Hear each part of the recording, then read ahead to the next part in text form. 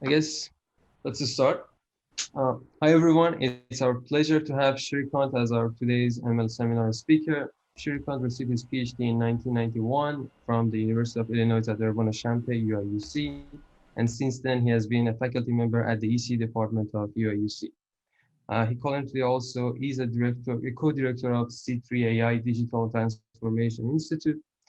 Srikant has received several awards. Unfortunately, I don't have enough time to go over all of them, but I'm just going to mention a few of them. In 2015, he received INFOCOM Best Paper Award and INFOCOM Achievement Award. And in 2017, he received Informs Applied Probability Society Best Publication Award. And in 2019, he received IEEE Koji Kobayashi Computers and Communication Award. Srikant's research covers many areas, including machine learning, probability, communication networks, and many other topics. But today he's going to talk about some of his recent works on the role of regularization in overparameterized neural networks. And with that, I hand it over to Srikant. Thank you, Aryan. It's my pleasure to be here. I think UT Austin must be one of the places where I know the most faculty members. It's really delightful to be here, and I wish I could be there in person. Hopefully I can do that sometime in the future. So I'm going to talk about the role of explicit regularization. I added the word explicit to the title after I sent it in overparameterized neural networks, and I'll contrast implicit regularization and explicit regularization in a bit. So this is a joint work with my super brilliant student, Shiyu Liang, and my colleague, Ruoyu Sun. Okay, so I think most of you, this is a machine learning seminar series, so I don't know how much of an introduction you need to these topics, but let me go ahead and bore you anyway. So, if you're given n data points, x1, y1 through xn, yn, and this is a classical problem. You want to find some function with some unknown parameter theta. You want to find a parameter theta for a given function class such that you fit the data. So you want to choose the parameter theta such that yi is approximately equal to f of xi, okay? So here theta is the vector of parameters. So of course, classically, f theta of x would be theta transpose x. So in other words, you have a linear regression, or you have some kind of a kernel linear regression where f theta of x is theta transpose times some nonlinear function of x, okay? So the traditional wisdom in such problems is that the dimension of theta should be less than n. Okay, you have n data points, and then we've been told right from, I'm sure all of you have done this Hooke's law experiment in physics when you were in high school. You try to attach springs and try to attach weights to springs and see how much spring moves, and then you try to fit a straight line to find the spring constant, right? And of course, we don't try to fit a high order polynomial, we try to fit a straight line through it. And part of the reason is that we don't want to overfit the data, and we want the result to generalize well. When you attach a new mass to the spring, you want to figure out how much the displacement is. And if you try to fit a quadratic or a 10th order polynomial, of course, you will overfit, and then your result will be terrible. So that's the traditional wisdom. On the other hand, in the context of neural networks, most surprisingly, almost all neural networks that are used in practice today, the dimension or the number of parameters is larger than n, in fact, much larger than n often. And the data that you have, the neural network fits almost all the data, and despite that generalizes well. And so there's been a tremendous interest in understanding why this is so over the last 3 or 4 years. And so I'll put my work in the context of other work in this direction. So here are some examples of overparameterized neural networks. So each of these figures here corresponds to a well-known neural network. It's either VGG16, DenseNet 201, ResNet 152, Inception RV2. These are all neural networks, and these are basically how the neural networks look, these 4 pictures. How they look is somewhat irrelevant to my talk today, but the point I want to make is that the number of parameters used in these neural networks is far larger than the training set. So all of these neural networks have been trained on the ImageNet data set, for example, just 14 million images. But if you look at the VGG network, it has 138.4 million parameters, far larger than the 14 million images that was trained on. Similarly, DenseNet is slightly larger. It's not that much larger, but ResNet and Inception are V2. So all of them are large and sometimes much larger than the number of data points. Okay, and these are some of the best performing neural networks on this data set. So we want to understand why this is so. So why does overparameterization help, and how, despite overparameterization, these neural networks are able to perform well on test data? By the way, please feel free to stop me and ask me questions. I'll pause occasionally to ask if there are any questions, but you can also interrupt me anytime you want. Again, this picture is probably not necessary for this audience. Just for completeness, let me just say a neuron is just simply a fancy name for a nonlinearity. The neuron that I'm going to focus on primarily today is what is called the rectified linear unit, so which is the one here. There are other types of neurons people use, but rectified linear units, or ReLUs, are one of the more popular neurons that we use. Of course, it's non-differentiable, which creates some problems in analysis, but that's what we are going to study today. So of course, neuron is a scalar function. It's a function of a scalar, right? So if you have a vector input, so you take the weights of the some weighted version of the elements of the vector and then pass it through the nonlinearity. So that's how a single neuron is used for vector input. And multi-layer neural networks are basically you take a vector input, pass it through some weighted combination of them through each neuron, and then you take the output of the first layer, weight them again, and pass it through the second layer, and so on. So this is what a multi-layer neural network is. And again, I'm sure all of you know what this is. And the output of the neural network, I'm going to call fx of theta, where theta is the vector of parameters. So all of these edges correspond to some weights, and these weights stacked up together is what I'm calling theta. And this vector of parameters is what is, the dimension of this vector of parameters is what is far, far larger than the training set in practice, okay? And we're going to try to understand why this is so. So I'm going to confine myself to binary classification problems today. As I mentioned earlier, you have n data samples. And since it's binary classification, yi is either -1 or +1.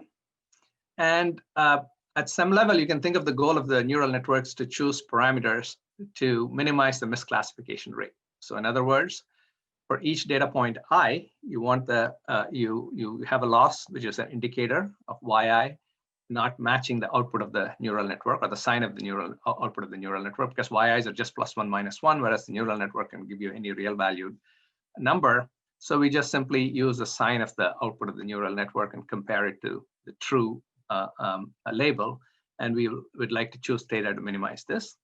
Of course, this function is a nasty function, and again, these are all things you probably know, and I'm repeating. This function is a nasty function. It's an indicator function, so it's hard to work with it. So you try to take a smoother function, some loss function, which sort of stands in as a surrogate for this indicator function. Okay, so I'll talk about what type of loss functions that we use. So the loss function is chosen to be a function of minus of yi times f. If yi and f have the same sign, okay, so this will be a negative quantity. If yi and f are opposite sign, which is not what you want, then this will be a positive quantity. So L would be chosen as some increasing function typically. So despite the fact that you're replacing the indicator function by some surrogate loss function, the loss function still is highly non-convex because the neural network is a complicated network. And the challenge is to find an optimization algorithm to find a good local minimum of this non-convex optimization problem. And additionally, we want the result, the theta, to generalize well. So that is, you want it to work well when presented with a new classification task, which was not a part of the data set. Okay. So if you think about the work in this area, I can sort of classify them as falling into two categories. One is optimization, which is basically deals with how you find a local minimum. And the other one is statistical learning theory, where you try to figure out whether the local minimum that you reach is a good one in terms of generalization. You know, how can you characterize how well it will generalize when you show a new data point to it, to the neural network.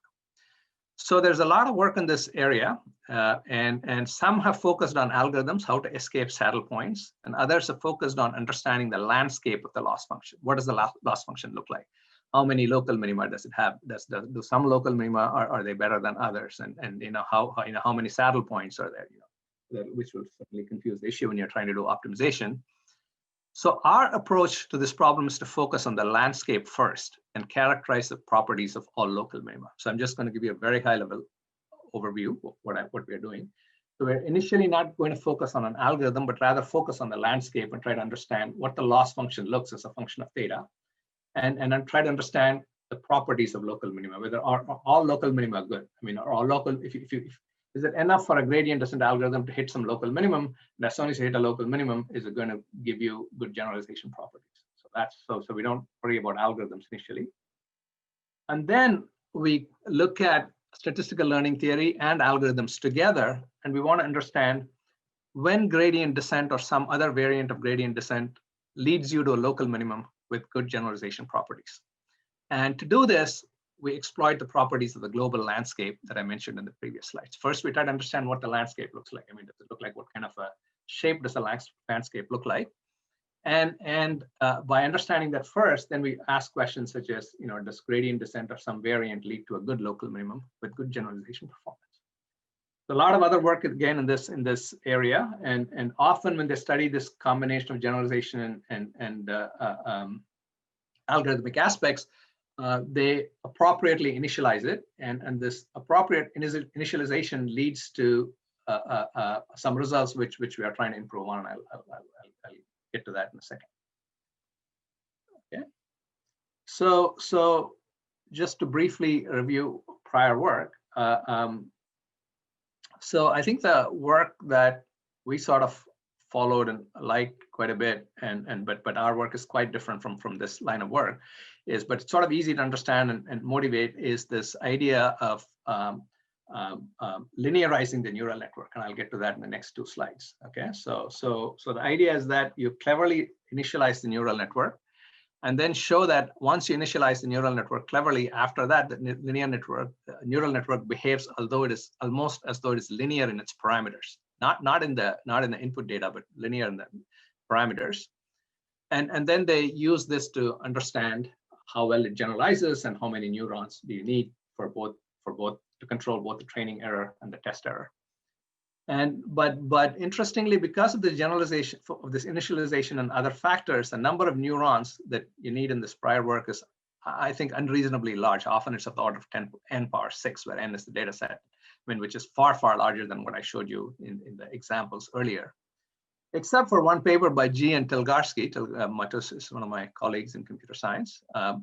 They use a small number of neurons. They use a log n number of neurons, but there is a factor in there which depends on the how well the data set is separated. If you have binary classification, how well the data set is separated, and of course you can look up on Google. There are many pictures of cats and dogs that look alike, and even we can't tell whether it's a cat or a dog. So if separation is not very good, then the number of neurons that you need becomes very, very large. So we want to sort of try to get a result where the number of neurons is not unreasonably large. So why do this? So what is the basic idea behind these prior works? And then so I want to contrast this to what we are doing. In the prior works, I think this is all motivated by linear regression, and I think some of you may know this. And if you don't know this, it's the proof of this result is, you can give this as a homework problem in an undergraduate course on optimization. It's a surprising result. It's a remarkably interesting result, in my opinion. Suppose you consider linear regression, and you have n data points, and then you don't know what the fit between the output y and the x is. So you're going to choose, x is large dimensional. So you're going to choose theta to be the same dimension as x. I mean, if you know which elements of x the y does not depend on, then you can choose that to be 0. But let's say you don't know. So then you're assuming a model where yi is theta transpose xi, but you don't have enough data points, let's say. Then what should the solution be to this overparameterized problem? One reasonable solution is to try to find a minimum norm solution.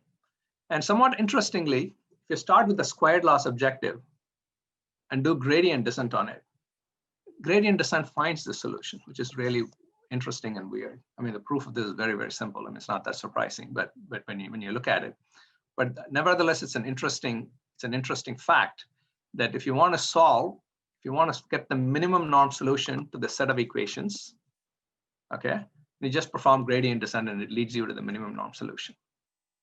Okay, so gradient descent performs implicit regularization. So this is what I wanted to contrast with what I'm talking about. What I'm going to talk about is gradient descent performs implicit regularization, whereas what we are going to focus on today is explicit regularization, and I'll talk about it. I'll get to it in a few slides. So the idea in all of the prior works not all of the prior works, a lot of the prior work in this area is to sort of try to, so here the assumption is that y and x are related to each other. So at least the problem is linear in theta, okay? So the goal is to try to linearize the neural network, at least in terms of the parameters. And you heuristically do this. So W transpose X plus is what a ReLU is. A ReLU is just it tells you, I mean, it's just X. If you have an input X, the output of the ReLU is just X plus. So if the input is W transpose X, the output is W transpose X plus. This is not a differentiable function, but let's just pretend that it's differentiable, and then denote the derivative by indicated W transpose X greater than or equal to 0, and linearize it about some initial point W0. So if you linearize this, then this term and this term cancel out, because W0 transpose X times indicated W0 transpose X greater than or equal to 0 is just simply this term, right? W0 transpose X greater than 0 is the same as saying W0 transpose X multiplied by indicated W0 transpose X greater than or equal to 0. So these two terms cancel out. So if you believe in this linearization, what you're getting is actually a linear function of W. So now let's say you use squared loss to fit the, I think there should be an I here, squared loss to find the W. A neural network actually has another parameter in front of it, which we're calling AJ. So it's not quite linear because there's a product of A and W here. So there's a lot of beautiful, clever work by just saying that I'm not going to train one of the parameters A. I'm just going to choose A randomly. I'm just going to train only on W. So this is only in theory. In practice, of course, everything is trained. And then so they basically related roughly to this problem. So this is the basic idea. And in much of the prior work in this area, they essentially linearize the neural network and its parameters. And then if you choose one of the parameters randomly, that it's a linear in the rest of the parameters, and the linear regression ideas work. And of course, if you don't use the squared loss, in practice, people don't use the squared loss for classification problems. You use something called hinge loss or logistic loss, and then linearization leads to connections instead of the linear regression. It leads to connections to support vector machines and so on. But the basic idea is, so what I said in the previous slide is you choose the initial point, you linearize around the initial point, but the initial point itself is chosen cleverly so that the model complexity is small right at the beginning. Now, because of the properties of gradient descent that I mentioned earlier, the parameters are going to go to some point for which the norm is controlled. So the norm of theta infinity is going to be controlled. And if the norm of theta 0 is also controlled, then the norm of theta infinity minus theta 0 can be controlled. So if initially the model complexity is small, then the final model complexity is also going to be small, and you get good generalization performance. So this is the key idea in the previous papers. But if you use this idea, the number of neurons that you require, of course, all of these are probabilistic results. The initialization is done randomly.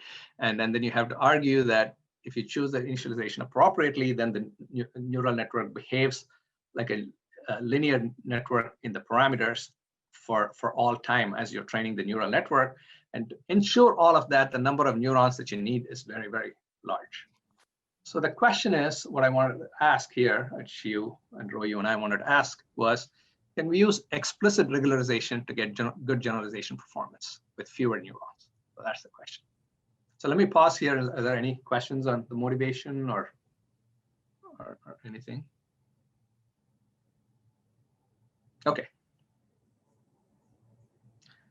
So our main results are, So we are going to use an appropriate L2 regularizer. So these parameters A and W that I have, I'll explain, I'll tell you what the neural network notate. I mean, I'm going to consider this later, but I'm going to consider only a single hidden layer neural network. Okay, so which is basically of this form. And I'm going to, in addition to the loss function, where you're measuring whether your output matches your test data, I'm going to include a regularizer which controls the norm of, or the magnitude of A and the norm of W. Okay, and what we are going to show is that the number of neurons that you need is exactly n+1. You don't need more neurons than that. Okay, so that's our main result. Now you might think that, you might ask me what is wrong here, because in practice people seem to, the number of parameters used much larger than the number of data points. Here I'm saying the number of neurons is equal to n+1. But one should remember the number of parameters is not equal to the number of neurons, because each neuron has a vector parameter and a scalar parameter.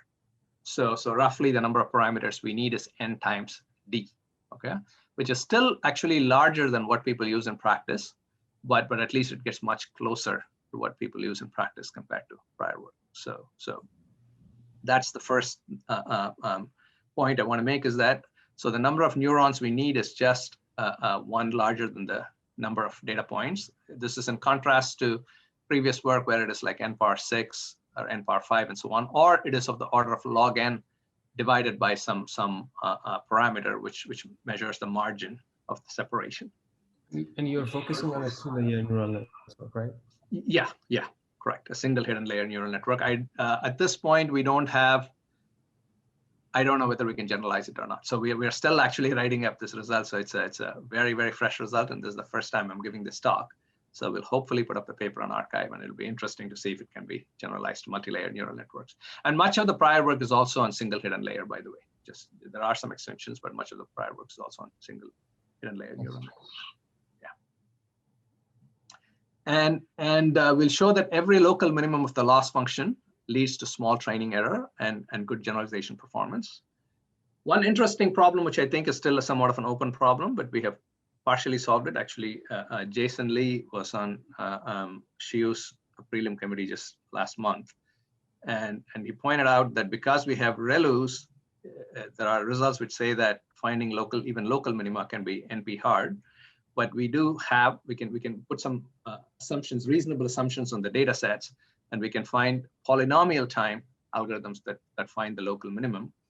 But this requires a variant of gradient descent. So I don't know if we don't know whether gradient descent directly works, but we have to use a variant or a perturbation of gradient descent for it to work.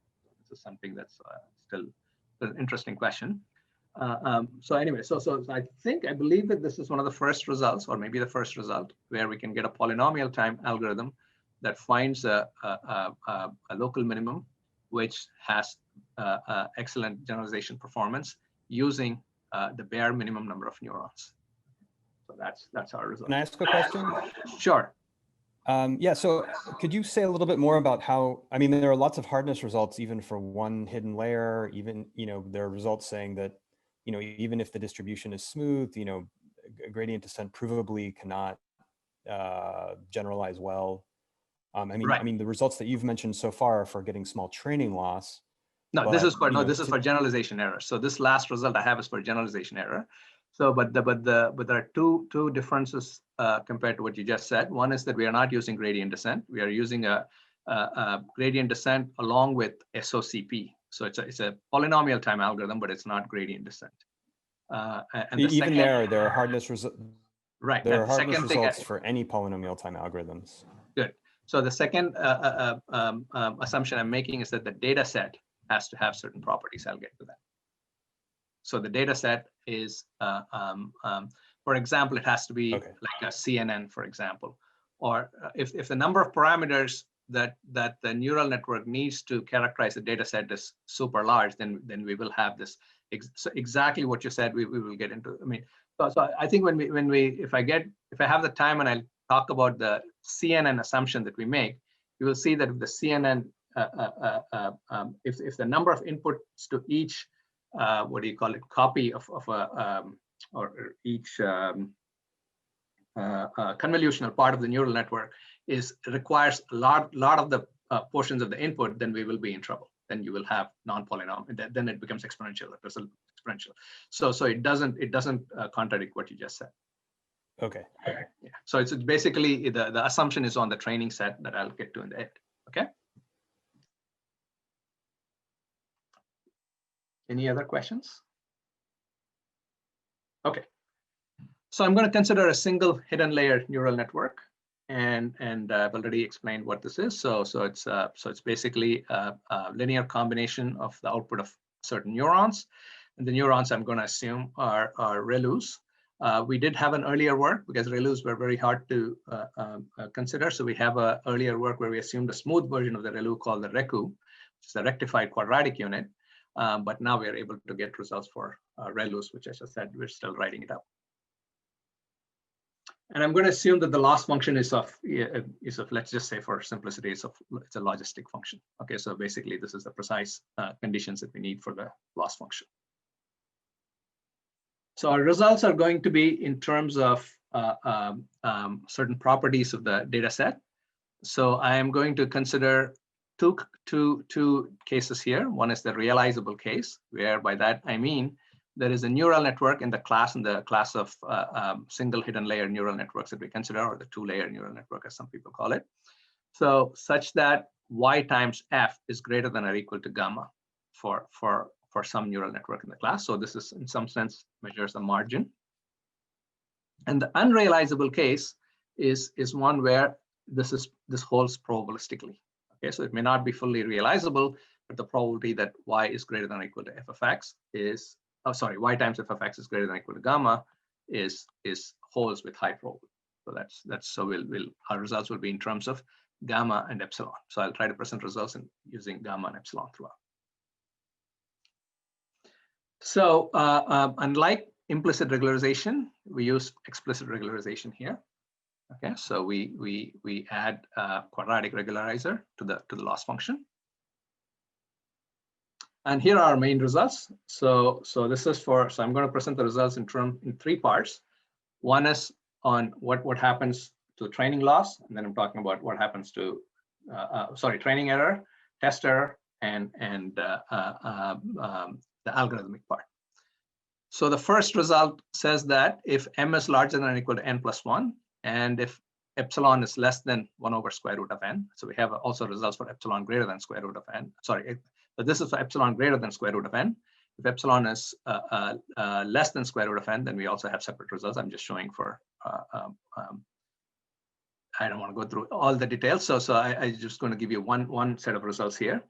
So the empirical loss function is coercive. I mean, this is, you might wonder why I'm saying this, because there's a long history of work in this area where you can show certain things for, you can talk about local minima. It's easier to derive results about local minima of non-coercive empirical loss functions. But the problem with non-coercive empirical loss functions, a coercive loss function is something that goes to infinity as the parameters go to infinity. Now, if this property is not there, then you can gradient descent might move away to infinity. The gradient descent will diverge to infinity.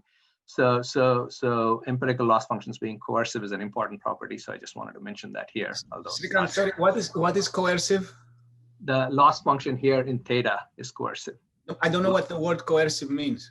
Oh, coercive means it blows up to infinity. So L goes to infinity. Oh, unbounded. Okay.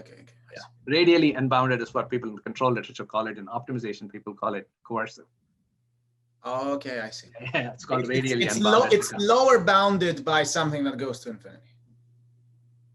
You want it to go to infinity, right? Yeah, you don't want to upper bound it. Yeah. I want to go to infinity so that you don't have the loss function doesn't look like this, for example. Okay. So, yeah. So so every local minimum has training. So our main result here is that every local minimum has a training error that is of the order of epsilon as n goes to infinity. So epsilon, remember, is basically I said that you have a margin of gamma with probability greater than or equal to 1 minus epsilon. So you can't really make the training error go to 0 because there's, it's not even separable with the neural network in our class. So the best you can do is order epsilon. And what we are saying here is that the training loss will become small as n becomes, as the number of data points becomes large. The second result is a generalization result, which says that at every local minimum, okay. So here's something I wanted to mention. So there's a funny thing here. I'm going to say for almost all lambda in some interval. Okay, I'll get to why I say almost all lambda. So this is one of the, I would say it's Shiyu's magic. Came up with this result. It's quite an amazing result. And I'll tell you, explain what that is.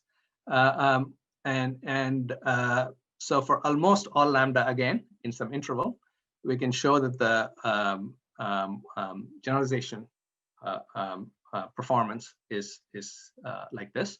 So again, in the limit as n goes to infinity, you have order epsilon type of result, although there's an order epsilon times log of 1 over epsilon. And then the final result is the algorithmic result that Adam Clivens asked about. So here we assume that there exists a polynomial time algorithm to find a point, assuming that the data set satisfies the properties. I'll get to that. So for general data sets, you clearly, there are hardness results, so you can obviously beat that barrier. But I think for a reasonable data sets, so for example, if the data set is linearly separable, it is separable by the infinite width NTK approximation, or if it looks like a convolutional neural network, in all of these three cases, we can show this result. Okay. So let me give you the intuition for the main results before I just give you some outline of the proofs. So basically, there are n data points and m greater than n neurons. So there are just enough large number of neurons. So it should be true that n neurons are sufficient to fit the data. So our results say you need m equal to n plus 1, and this is the reason. Okay, so if anything larger than n is actually not needed to fit the data. So why do I need n plus 1? Okay. The reason I need to use n plus 1 is that the use of regularization actually encourages all but n of the neurons to be inactive. So the coefficient, so remember my neural network is of this form.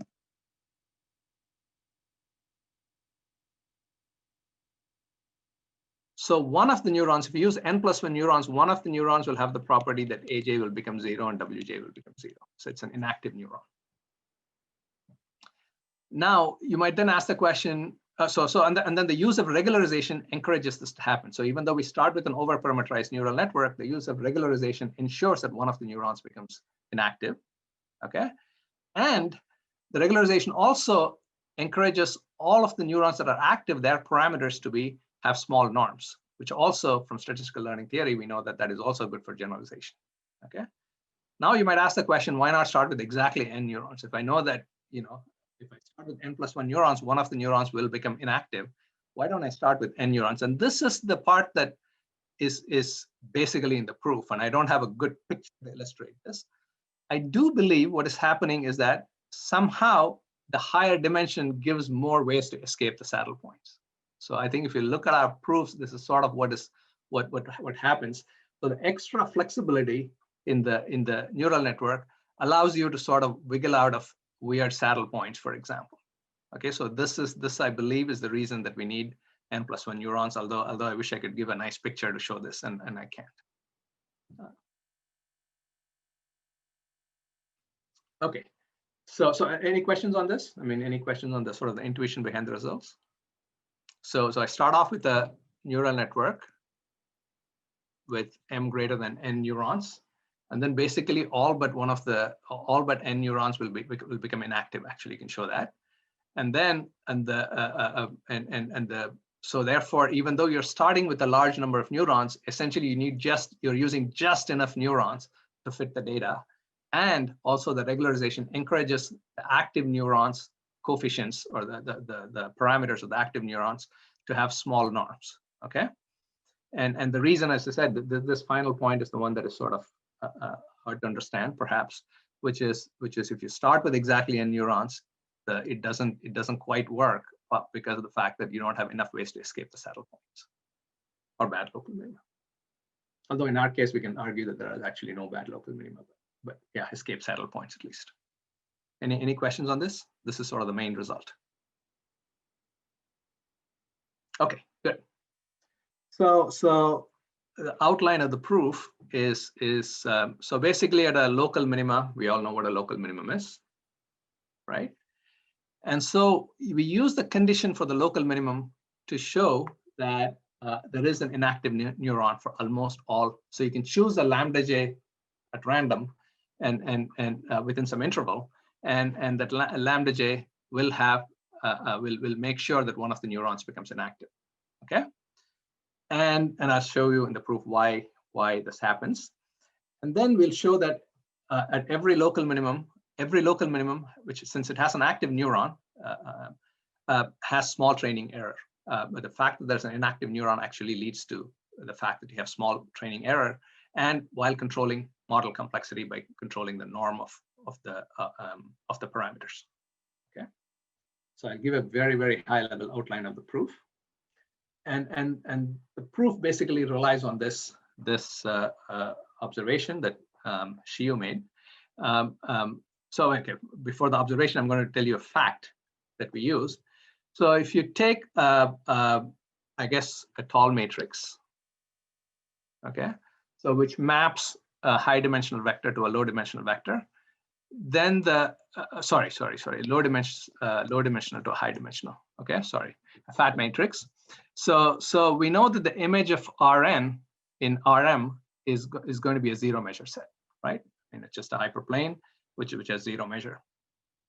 Now this is a deeper result, but well known in math, which says that if you have a Lipschitz function, okay, that maps a lower dimensional object into a higher dimensional object, then the image of the lower dimensional space is again a zero measure set in Rm. This seems intuitive, but it's not that trivial to prove. And this is a known result, was proved like 50 years ago or something like that.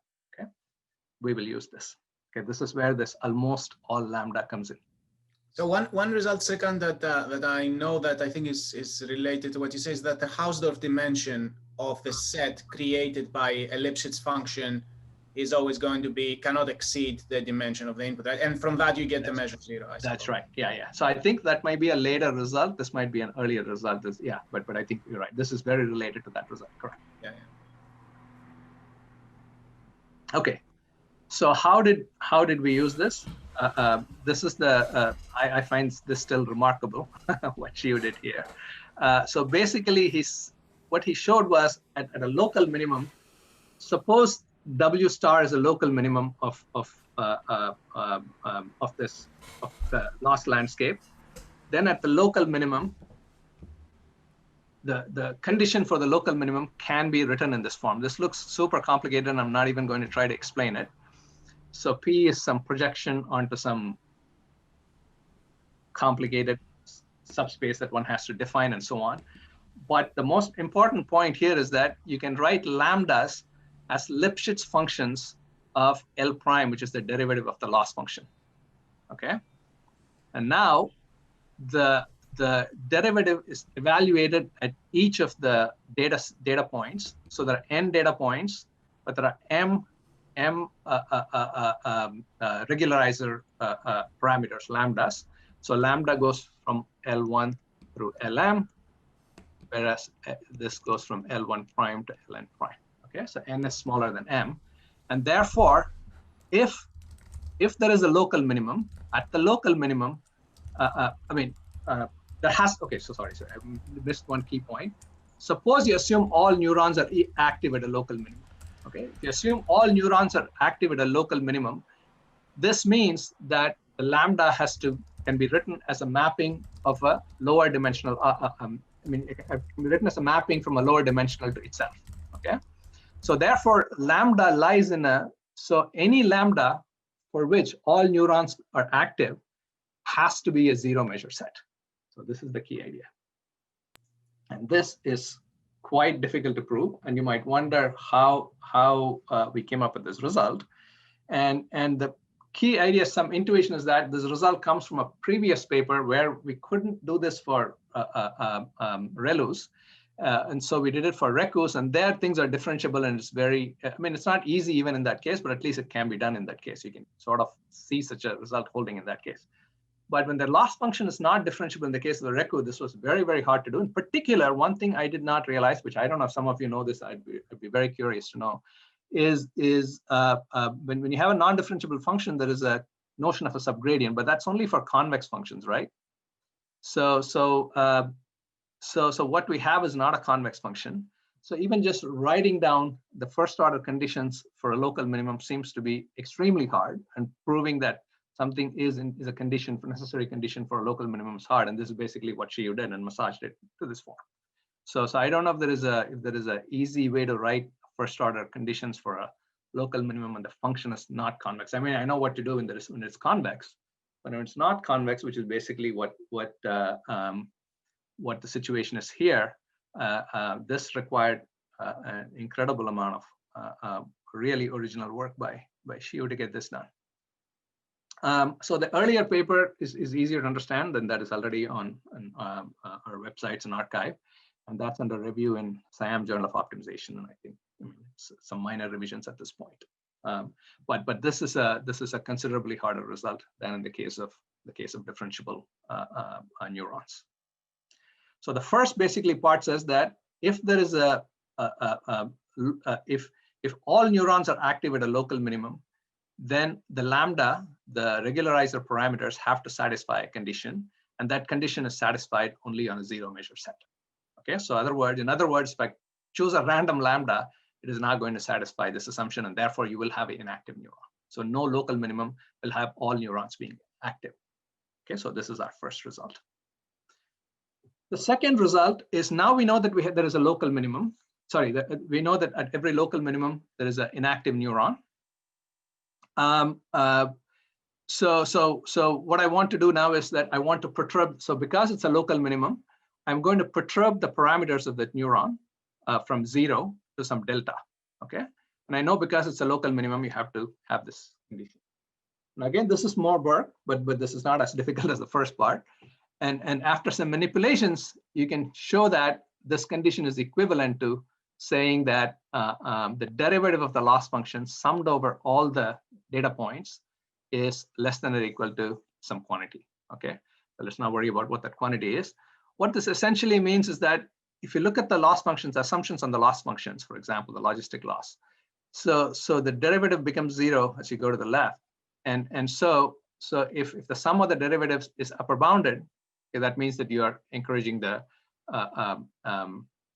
z here to be to the left, which basically this is the product of the output of the neural network and the true label, which means the true label has to be so that you're actually matching your output of the neural network matches so basically the way we use the loss function is something like this. If this quantity is negative, that means y times f of x is positive, which means that the label matches the output of the neural network. So basically, this is saying that we will get either small training error in the case of the unrealizable case, or you can show that the training error is 0 if the neural network, if the data set is realizable. Now, the generalization part, I'm not going to talk much about it. This is very standard statistical learning theory. So if you take any book on statistical learning theory, you can figure out how if A and W is controlled, then you can through Rademacher complexity bounds, you can get a generalization result, and this is pretty standard because we have regularizers.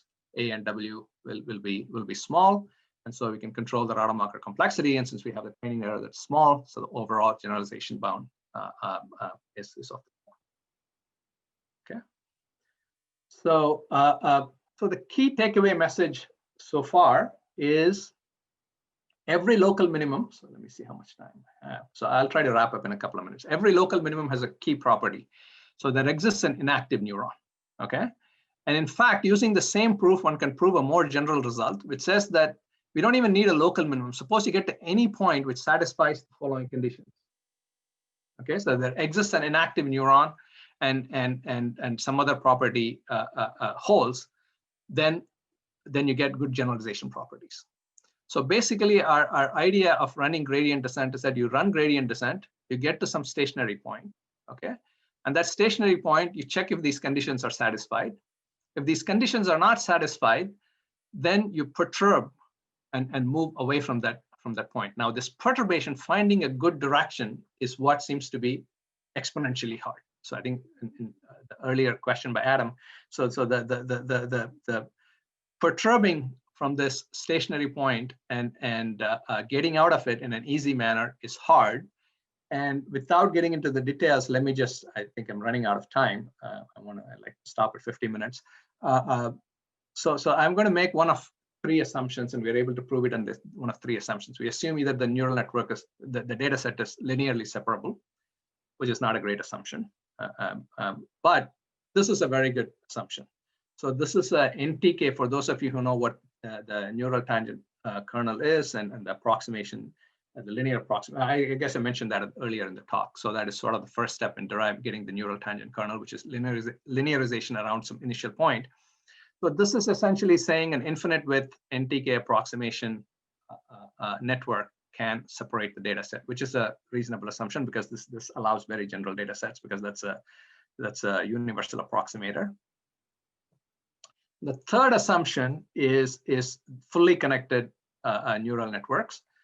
And here again, so basically so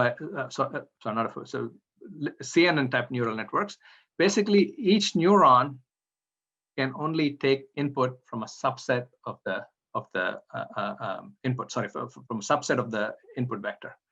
Now, if you allow it to take input from the entire input, then it becomes exponential in D.